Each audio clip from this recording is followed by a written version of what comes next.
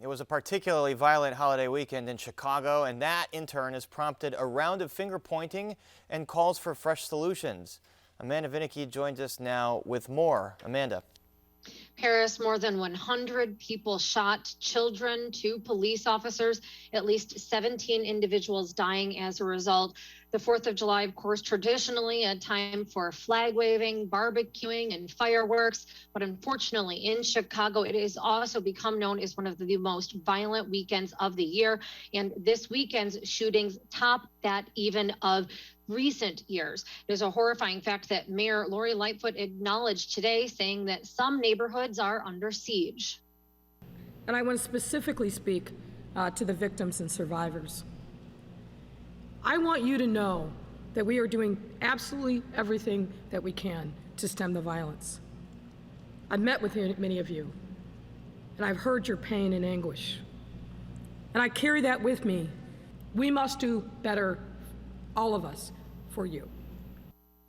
Now, it is possible that the stats could have been even worse. CPD Superintendent David Brown describing a concerning case in which a member of the cleanup crew, employee that is, at a hotel near Navy Pier, it's one overlooking the Ohio Street Beach, noticed a gun in a man's room. Officers investigated and did find a rifle, a handgun, and magazines.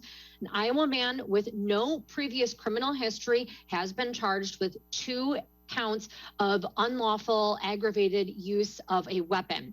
Now, as for the shootings that did occur, Brown says CPD officers did their part, taking some 244 illegal guns off the streets. We can take guns off the street. We can charge people with murder. But again, I want to ask you a question in this gallery. How many people think it's okay to have over 90 people on electronic monitoring that we've charged with murder released back to our communities? Putting the blame on the courts is similar to the argument that Brown made Friday to members of City Council when Alder people held a special 6-hour-long meeting grilling Brown on the CPD's strategy for preventing a weekend like this one turned out to be. Cook County Circuit Chief Judge Tim Evans has largely been quiet in the face of these allegations from both Brown and the mayor, but today he did release a statement saying, looking at individual tragic cases in isolation may contribute to the speculation that releasing individuals before trial, that rather than incarcerating them, whether by placing them on electronic monitoring or other means of supervision, means an increase in crime, Evans said. But speculation based on isolated cases is not the same as reality based on a complete picture, and research has shown that bail reform has not led to an increase in crime. Evans pointing to a study from Loyola University researchers that found the same conclusion.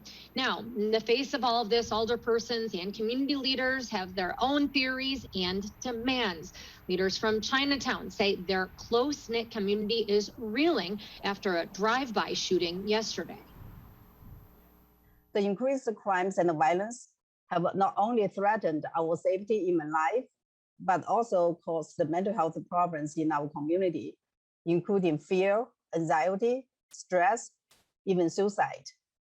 People are scared of going out, afraid of going to work, go shopping, and go exercising.